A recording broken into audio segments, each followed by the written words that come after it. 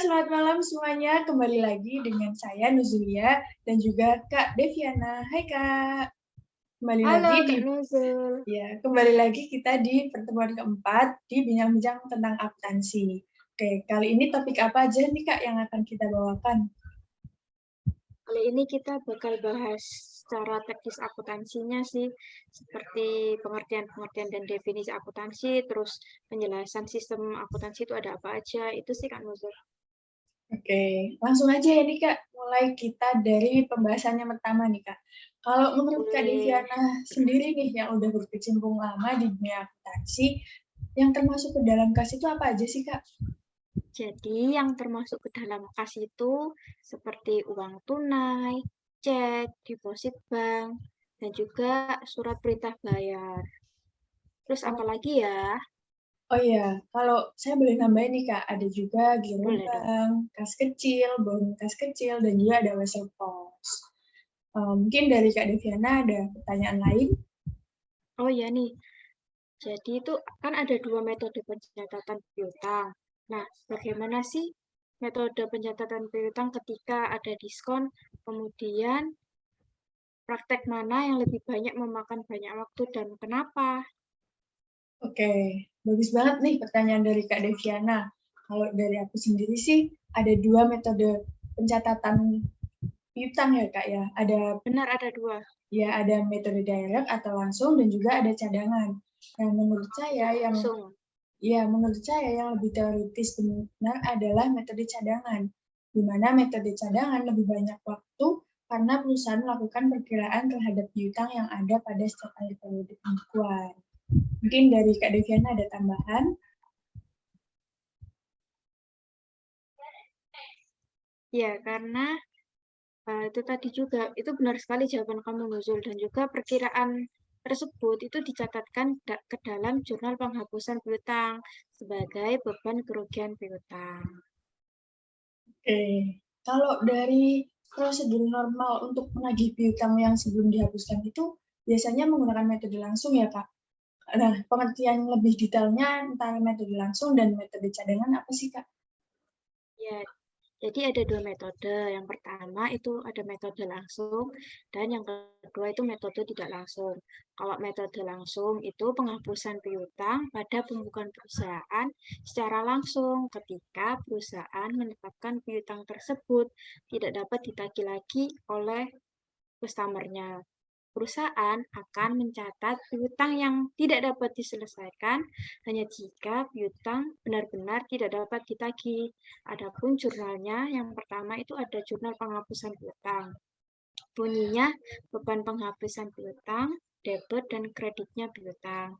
Kemudian kalau jurnal pelunasan piutang dari customer itu piutangnya di debit, sedangkan beban penghapusannya di kredit. Kemudian ketika piutang itu sudah bisa tertagih, maka kita sebagai perusahaan mencatat pelunasan piutang atas customer tersebut. Bunyinya piutang pada kas pada debit dan piutang pada kredit. Kalau metode tidak langsung menurut kamu bagaimana, Zul? Nah, kalau untuk metode tidak langsung sendiri, perusahaan melakukan perkiraan terhadap piutang yang ada pada setiap akhir periode pembukuan. Kemudian perkiraan tersebut dicatatkan dalam jurnal penghapusan piutang sebagai beban kerugian piutang. Untuk jurnalnya itu ada 4 nih Kak. Yang pertama, pencatatan beban kerugian yang dicatat dengan beban kerugian piutang pada CKP. Kemudian ada penghapusan ketika benar tidak bisa ditagih, yaitu CKP pada piutang. Kemudian ada debitur melunasi utang dengan jurnal piutang pada CKP. Dan yang terakhir ada perusahaan menerima kas pelunasan dengan jurnal kas pada piutang. Oke, ada lagi nggak Kak nih topik yang lebih menarik Oh, lagi? ya nih, aku masih tetap sama sih topiknya piutang. Jadi aku mau tanya nih, Zul, menurut kamu alasan apa sih yang membuat perusahaan itu menjual piutangnya ke perusahaan lain? Nah, kalau Minimal 3 deh sebutin ya. Kalau menurut aku sendiri sih ada beberapa ya Kak. Yang pertama bisa memperlancar arus kas perusahaan, di mana situasi dan kondisi perusahaan yang sedang mengalami kesulitan dalam memperoleh pinjaman dan tingginya tingkat bunga, sehingga piutang yang dimiliki perusahaan sehingga piutang yang dimiliki perusahaan sedapat dan secepat mungkin harus dapat dirubah menjadi kas. Kemudian ada juga penagihan piutang seringkali memakan waktu yang cukup lama dan terkadang juga memerlukan biaya sehingga perusahaan bersedia menerima kas yang lebih kecil. Kemudian mempercepat proses produksi dengan terbayarnya piutang oleh perusahaan factoring, maka jumlah kas real Anda akan makin besar. Kas ini Anda dapat manfaatkan untuk menambah kapasitas produksi perusahaan. Ada tambahan, Kak? Oh iya, satu lagi tuh, ada juga yaitu mengalihkan tugas penagihan. Maksudnya itu kadangkala perusahaan itu tidak punya waktu untuk melakukan penagihan terhadap customer-nya, maka dari itu perusahaan mengalihkan piutangnya ke perusahaan lain, sehingga beban di perusahaan kita sendiri itu nggak banyak gitu. Oke, wah bagus banget nih, Kak. Ada Iya, lagi nggak yang kamu tanyakan? iya. Tolong dong, Kak, deskripsikan klasifikasi persediaan dan perbedaan sistem persediaan. Perusahaan dagang, persediaan itu biasanya terdiri dari satu kategori, yaitu persediaan yang tersedia untuk dijual. Nah, sedangkan dalam perusahaan manufaktur, persediaan itu terdiri dari bahan baku, barang dalam proses, dan juga barang jadi. Jadi, terkadang akun persediaan manufaktur dan persediaan pabrik juga disertakan. Jadi, sistem persediaan ini berbeda menurut jenis dari perusahaan itu sendiri. Kalau perusahaan dagang itu hanya memiliki satu jenis persediaan, dan kalau perusahaan manufaktur itu memiliki 3 jenis macam persediaan. Nusul, aku mau tanya dong, Iya, menurut kamu dengan kondisi yang apa akun persediaan perusahaan itu berbeda dari perusahaan manufaktur? oke. Jadi untuk perusahaan dagang sama manufaktur itu ada perbedaan nih, Kak, di Ya, persediaannya. Kalau perusahaan dagang itu biasanya barang dagang yang diperjualbelikan tidak mengalami perubahan bentuk. Perusahaan dagang hanya menjual kembali barang dagang yang dibeli dari pemasok. Kalau untuk perusahaan manufaktur, terdapat 3 jenis persediaan, di antaranya ada persediaan bahan baku, persediaan setengah jadi, dan juga persediaan barang jadi yang sudah diolah. Nah, kenapa sih, Kak, persediaan itu harus dimasukkan ke dalam laporan posisi keuangan dan juga perhitungan laba bersih? ya. Jadi, kenapa perusahaan harus memasukkan akun persediaannya ke dalam laporan posisi keuangan dan perhitungan laba bersih? Karena persediaan sendiri itu merupakan hal yang penting ya. Yang pertama itu ada laporan posisi keuangan, di mana persediaan termasuk ke dalam aset lancar perusahaan. Nah, sehingga digunakan perusahaan untuk mengetahui kondisi aktiva perusahaan pada periode tertentu. Sedangkan untuk laporan laba ruginya digunakan untuk menentukan nilai HPP. Lanjut nih Kak Nuzul, menurut kamu apa sih perbedaan pencatatan persediaan perpetual dan persediaan fisik?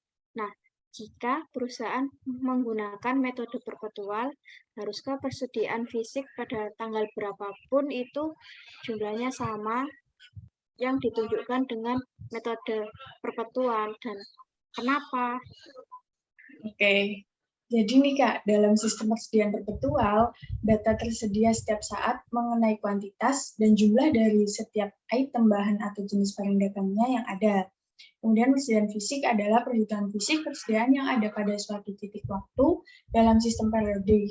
Persediaan dihitung secara berkala atau setidaknya setahun sekali, tapi catatan terbaru tidak selalu dipertahankan. Kemudian perbedaan sering terjadi antara perhitungan fisik dan juga perhitungan abadi karena bisa jadi karena kesalahan administrasi, pencurian, pemborosan salah satu penempatan barang, dan juga masih ada banyak faktor lainnya sih. Nah, kalau untuk Kak Devi sendiri nih, biaya seperti apa sih yang diterapkan pada penilaian persediaan? Oh ya, jadi ada 3 metode yang digunakan untuk penilaian persediaan. Yang pertama itu ada FIFO, dan juga average. Nah, kalau FIFO itu di mana barang yang pertama kali beli adalah barang yang pertama kali keluar dari gudang, artinya jual langsung ke gudang. Kemudian yang kedua ada LIFO, di mana persediaan terakhir yang masuk adalah yang pertama keluar. Kemudian yang ketiga ada average. Kalau menurut Kak Nuzul, average itu apa? Kalau setahu saya sih average itu biaya rata-rata ya Kak. Jadi nanti barang yang masuk pertama sama yang masuk terakhir itu harganya dijumlah kemudian dirata-rata. Nah, harga biaya itu yang akan dipakai untuk penjualan nantinya. Seperti itu. Kak Nuzul terakhir nih, aku mau tanya nih, apa sih perbedaan antara biaya produk dan biaya periode yang berkaitan dengan persediaan? Oke, jadi Kak Deviana, biaya produk itu biaya langsung yang terlibat dalam produksi suatu produk, di mana sebuah produsen misalnya akan memiliki biaya produk yang meliputi tenaga kerja langsung, bahan baku, persediaan manufaktur, dan overhead. Nah, nanti setiap biaya yang dikeluarkan dalam proses memperoleh atau membuat suatu produk akan dianggap sebagai biaya produk. Sedangkan untuk period cost atau biaya persediaan, biaya periode itu nanti semua biaya tidak termasuk dalam biaya produk. Jadi di luar dari biaya yang sudah dijelaskan tadi nih Kak, biaya periode tidak secara langsung terkait dengan proses produksi, biaya overhead atau penjualan umum, dan administrasi. Dianggap sebagai biaya periode. SG&A mencakup biaya kantor perusahaan penjualan, pemasaran, dan administrasi keseluruhan bisnis perusahaan. Biaya periode tidak dibebankan pada satu produk tertentu atau biaya persediaan seperti biaya produk. Oleh karena itu, biaya periode dicatat sebagai beban dalam periode akuntansi, di mana biaya tersebut terjadi. Tapi dua-duanya ini masuk laba rugi ya Kak ya? Biaya produk dan period cost ini. Ya, masuk Kak. Oke. Wah, sangat menarik obrolan kita tadi nih Kak. Nggak terasa udah cukup lama kita mengobrol tentang materi akuntansi. Piutang dan persediaan.